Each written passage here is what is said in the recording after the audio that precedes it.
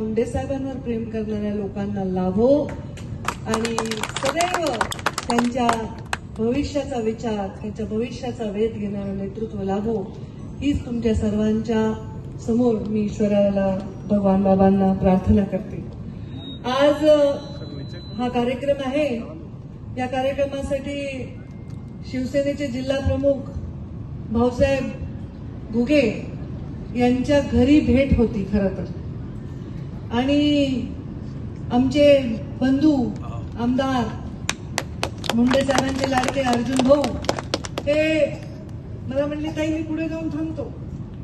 मग मी म्हटलं चला मी येते. या कार्यक्रमाला मंचावर आवर्जून दुसरे आमदार ज्यांनी उडाण भरलेली आहे निवडणुकीमध्ये आणि जिंकलेले आहेत, हिकमत जीवडान. अरे त्यांचं भाषण नाही का माझ्यामुळं? मी बसू का खाली? तुम्ही परत? माझं लक्षच नाही. मला वाटलं त्यांनी मला बोलवलं म्हणून मी उठले.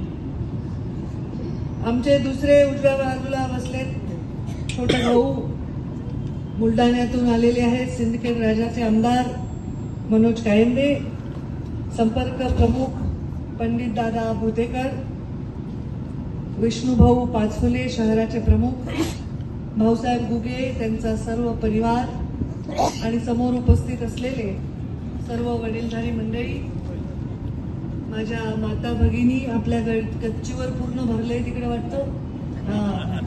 समोर उभे आहेत. हो ना. आणि एवढा या कार्यक्रमाला जोश असा भरून घोषणा वगैरे देऊन उत्साह वाढवणारे माझे युवा बांधव.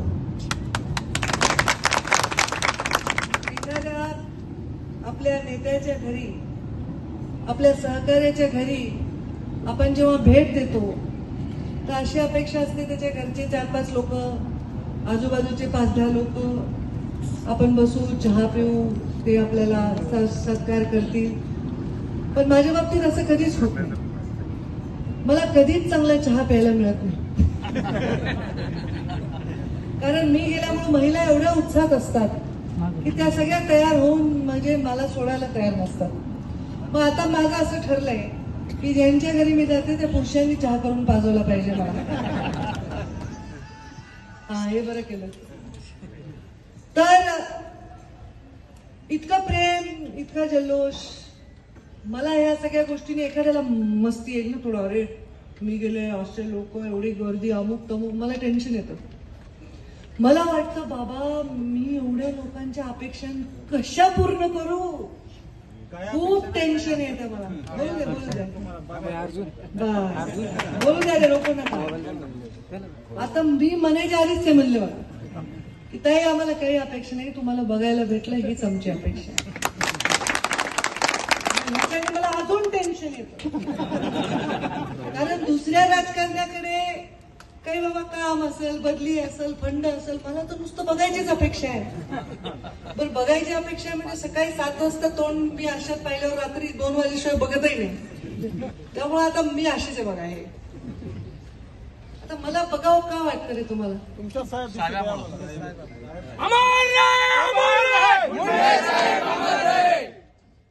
मला बघावं का वाटतं तुम्हाला? आता माझी एवढी लायकी करे साहेबांची छबी माझ्यामध्ये दिसावी, पण मला तुम्हाला बघा वाटते कारण तुमच्या प्रत्येकाच्या डोळ्यात मला मुंडे साहेबांची छबी दिसते. मला वाटतं माझं कौतुक मुंडे साहेब करायचे बरं का. त्यांच्यानंतर कोण कौतुक नाही केलं रे माझं, तुम्ही करता. मुंडे साहेब विचारायचे, पंकजा आली का, भाषण कसं केलं, कशी चालली, कशी बोलली, माझ्यासारखी आहे का, माझ्यासारखी बोलते का. मी सगळं तुमच्यासारखं करते, फक्त खिशातून कंगवा काढून केस नाही व्हायचं. सगळं सगळं त्यांना अर्जुन भाऊ. कुठे सभा घेतली की तिथल्या कार्यकर्त्याला फोन करायचे, कशी बोलली, काय, काही सगळ्या ठिकाणी लोक म्हणायचे साहेब आज तुमचं काही काम नाही, आम्ही ताईंवर भागवतो. सगळे तसे म्हणायचे. एक दिवशी मला म्हणले आता माझं काही काम नाही, म्हणले माझी शेवटची निवडणूक आहे. एकदा म्हणली, दोनदा म्हणली, तीनदा म्हणली. म्हणलं बाबा सारखं सारखं असं का म्हणायला तुम्ही शेवटची निवडणूक आहे? तर मला म्हणले ज्या हातात समाज म्हणजे जात नाही बरं का, जात नाही. इथे सगळ्या जाती धर्माचे लोक आहेत. ठीक आहे, माझे पाहुणे रावळे असतीलच, आता ज्याचं त्याला प्रेम असतंच आहे. जात नाही ती जात, पण जातीवादी नाही आम्ही. जात नाही, समाज म्हणते. ज्या हातात द्यायचा आहे ते हात तयार झाले. आता मला काही टेन्शन नाही. मी माझा पुढची निवडणूक लढणार नाही. मी रिटायर होणार आहे. मी तुझ्या घरी येऊन राहणार आहे. तू म्हणणार म्हातारा खोकायलाय, मला त्रास झाला, अशी गंमत करायची माझी, आणि मला ती सेवाच करायला नाही मिळेल. साहेबांना जेव्हा लागलं असं आपल्याला कळलं असतं आणि म्हणले असते की मुंडे साहेबांना 2 बाटल्या रक्त पाहिजे, 2 कोटी बाटल्या रक्त तिथे तयार झालं असतं. तर संधीच नाही मिळाली. संधी नाही मिळाली.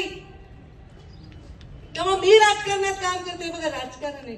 राजकारण म्हणजे गढूळ पाण्यात कपडे धुण्यासारखे. त्याच्यात पुन्हा मी तुरटी फिरवून किती फिरवू.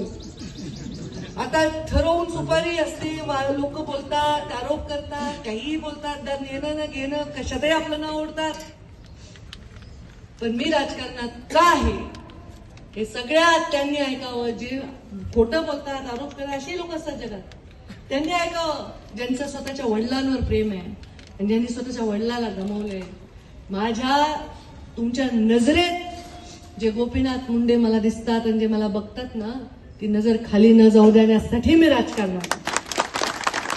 मी नुसती गोपीनाथ मुंडेंची मुलगी म्हणून तुम्ही जमला नाही, माझं मत आहे. खरं आहे का खोटं माहित नाही. मी गोपीनाथ मुंडेची मुलगी म्हणून तुम्ही जमला नाही. केवळ असते मी गोपीनाथ मुंडेची मुलगी, टाईटच राहिले असते, कपड्याला दाग लागू दिला नसता, कुणाला जवळ उभं राहू दिलं नसतं, कशाला तुम्ही मला नमस्कार घातला असता. खूप असे मोठे मोठे नेते ना, जरुरी नाही की त्यांच्या परिवाराला लोकांनी स्वीकारले. मी हे